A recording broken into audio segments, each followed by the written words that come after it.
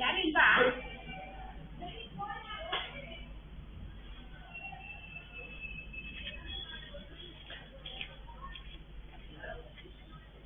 ಇದು ಪಾರಿವಾಳ ಯಾರಪ್ಪ ಪಡಗುತ್ತಾ ಇರೋದು?